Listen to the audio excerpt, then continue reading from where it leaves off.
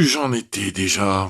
La fin de Jacques Messrine, abattu en plein Paris par une armée de policiers. Jacques Mérine a été abattu par des policiers porte de Clignancourt à Paris.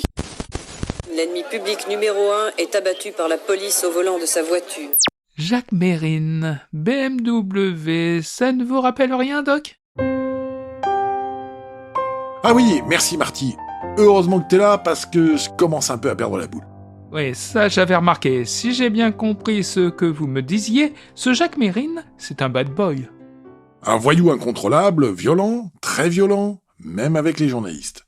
On se souvient de son interview mythique accordée à Paris Match en août 1978. Eh bien, un an plus tard, le 10 septembre 1979, Mérine a rendez-vous avec un journaliste de Minute, le journal d'extrême droite. Il aurait accepté de lui accorder une interview. En réalité, il est fou de rage à la suite d'un article l'accusant de rouler ses complices et de se conduire comme un minable.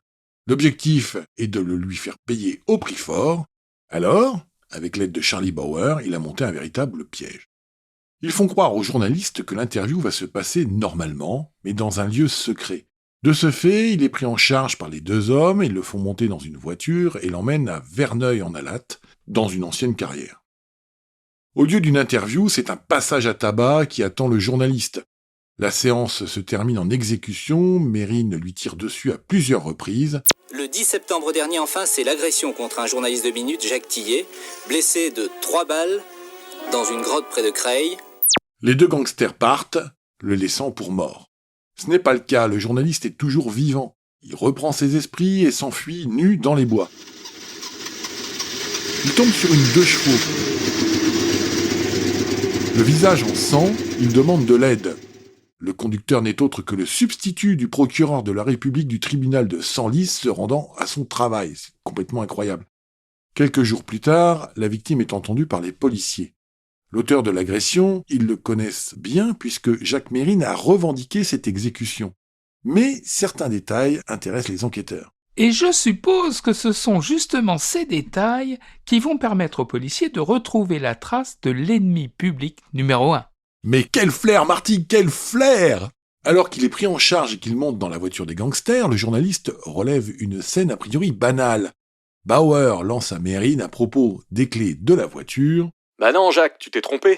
Ces clés-là, c'est celles de ta BM. » Jacques Mérine circulerait donc au volant d'une BMW. Cet élément, ajouté à d'autres, va permettre petit à petit de loger avec certitude le gangster.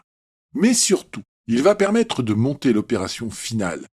Les hommes de l'Office central de répression du banditisme, l'OCRB, et de la brigade de recherche et d'intervention, la fameuse BRI, savent précisément qu'ils cherchent une BMW.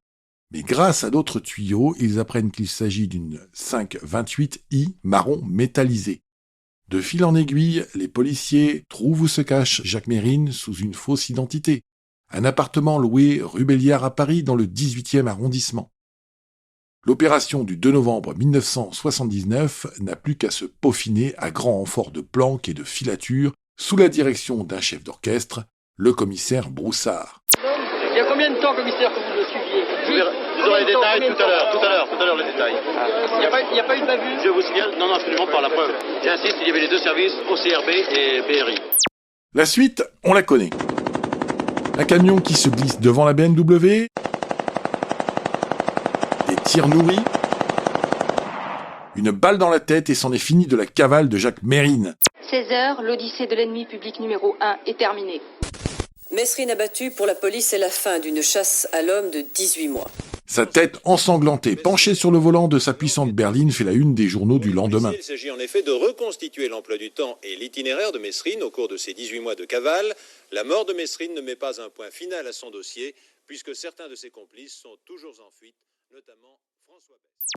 La polémique enfle aussitôt. On a entendu une rafale de mitraillettes. On avait bien l'impression que c'était un coup préparé à l'avant.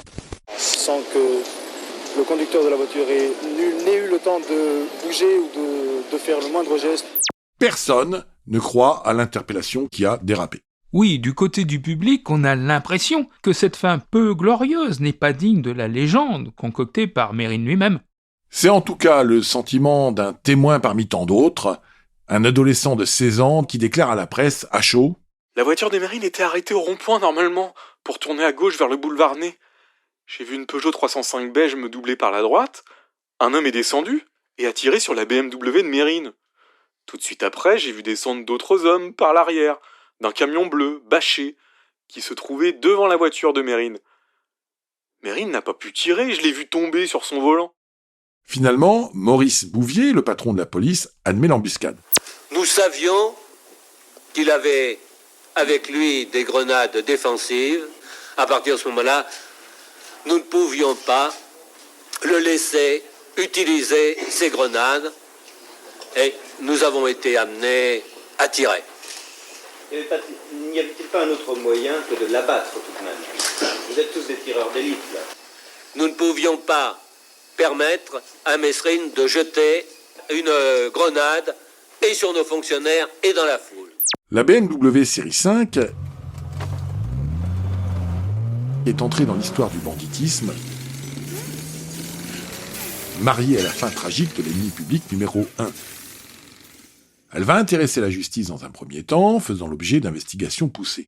Et ensuite, que va-t-elle devenir? Elle est mise sous scellé et termine à la fourrière de Bonneuil-sur-Marne, et tiens-toi bien, elle va y rester 28 ans. Abandonnée à l'air libre, l'épave est identifiée par les badauds comme étant la BMW de Mérine. Après une chasse à l'homme qui a duré 18 mois, celle de la porte de Clignancourt. Criminel sous les balles, le vendredi 2 novembre 1979. Curiosité malsaine pour les uns, objet de pèlerinage pour les autres. Elle attire les promeneurs jusqu'au printemps 2007. Sur décision administrative, la BMW 528i numéro 65, 62, 55, 8 est finalement broyée le 14 mai 2007. Fin de l'histoire, mais pas de la polémique.